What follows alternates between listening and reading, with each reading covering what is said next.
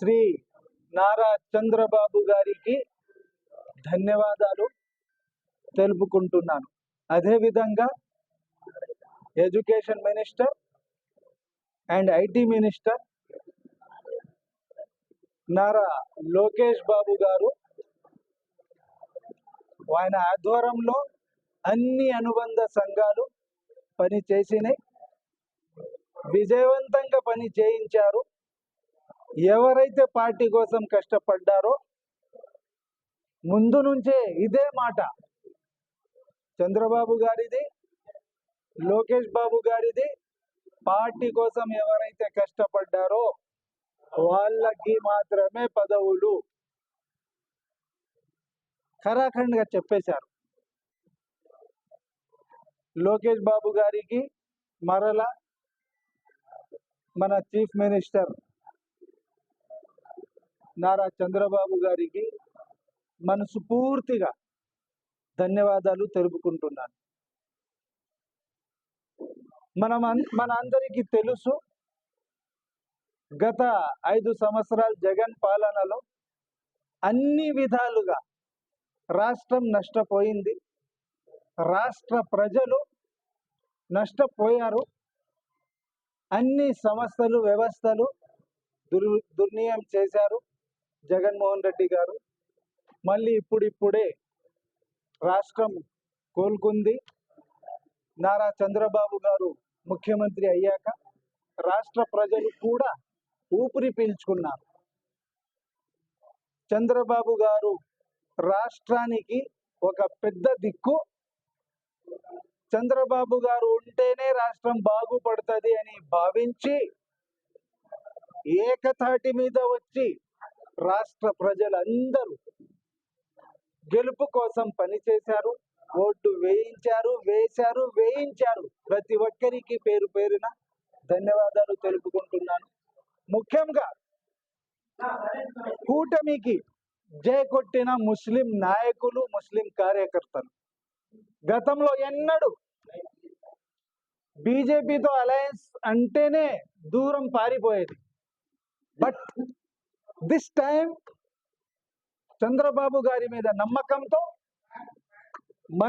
నేను కూడా రాష్ట్ర అధ్యక్షుడు మైనార్టీ విభాగానికి ఉండి ముస్లింలకి ధైర్యం చెప్పి గత 14 నుంచి 19 వరకు కూడా అలయన్స్ లో ఉన్నాము, ఎటువంటి ముస్లింలకి నష్టం జరగలేదు అని కన్విన్స్ చేసి ముస్లింలకు కూడా దాదాపు ఏకతాటి మీద తీసుకువచ్చి ఓట్లు వేయించాము. ఇప్పుడు మైనార్టీ దేశ చరిత్రలో ఇంత పెద్ద గొప్ప బడ్జెట్ మైనార్టీలకి ఎక్కడ లేదు. 4,376 కోట్ల రూపాయలు ఇచ్చారంటే మనసున్న నాయకుడు నారా చంద్రబాబు గారు. మైనార్టీల పట్ల చిత్తశుద్ధి ఉన్న నాయకుడు నారా చంద్రబాబు గారు. గతంలో కూడా ఎనీ యాక్టివిటీ, అభివృద్ధి కానీ, సంక్షేమం కానీ, ఇమాం మౌజుల్లకి గౌరవ వేతనం కానీ, పేద కుటుంబాలు పెళ్లిళ్ళు జరిగితే పెళ్లి కానుక మైనార్టీలకి ఇచ్చి మైనార్టీలకి గౌరవం పెంచిన ఏకైక నాయకుడు నారా చంద్రబాబు గారు. అదేవిధంగా మైనార్టీలకి గుర్తింపు రాజ్యసభ కానీ, పార్లమెంట్లో కానీ, ఇటు మినిస్ట్రీలో కానీ గుర్తింపు ఇచ్చిన నాయకుడు నారా చంద్రబాబు గారు. నేను ఒక మత గురుని, ఆలింని. ఆలిం మీన్స్ పండిత్. నా మీద నమ్మకంతో రాష్ట్ర అధ్యక్షుడు కూడా కేటాయించారు. ఆ తర్వాత పనితీరుని చూసి ఏదైనా కానీ నష్టపోతే కూడా, మీ మీడియా మిత్రులకి ప్రతి ఒక్కరికి తెలుసు, మదరసాకి అడ్డంకాలు సృష్టించారు దుర్మార్గులు. ఏదో చెప్పి మదరసాలో పిల్లలు చదువుతుంటే కూడా తరిమేశారు. నా బిజినెసెస్ కి అడ్డుపడ్డారు. అయితే కూడా అదరకుండా బెదరకుండా నిలబడి రాష్ట్రానికి అవసరం. వ్యక్తిగతంగా మనం నష్టపోవచ్చు, కానీ రాష్ట్ర ప్రజలు నష్టపోకూడదని ఉద్దేశంతో నిలబడి పోరాడి ధర్నాలు, దీక్షలు, అజిటేషన్స్, దాడులు జరిగిన చోట, డిఎస్పి కార్యాలయాల్లో, సెంటర్స్ లో ప్రతి చోట ధర్నాలు చేశాము. మైనార్టీలకి నమ్మకం కలిగించాము. దానికై గుర్తించి నారా చంద్రబాబు గారు ఈ పదవి కేటాయించడం జరిగింది.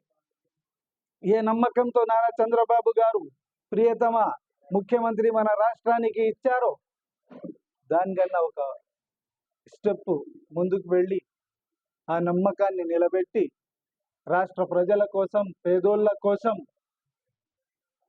అహర్నిశలు కృషి చేస్తానని నేను హామీ ఇస్తున్నాను. రాష్ట్రంలో పార్టీ కోసం కష్టపడిన నాయకులు ఉన్నారు. పార్టీ కోసం కష్టపడిన ఏ కార్యకర్త కూడా అప్సెట్ కాకూడదు. తప్పకుండా అండగా నిలబడతాం. ఒకే కుటుంబం, ఒకే నినాదం. తెలుగుదేశం పార్టీ పెద్ద దిక్కు దీనికి నారా చంద్రబాబు గారు. ఆ కుటుంబం కోసం అహర్నిశలు కృషి చేస్తానని నేను హామీ ఇస్తున్నాను. ఎటువంటి విభేదాలు లేకుండా,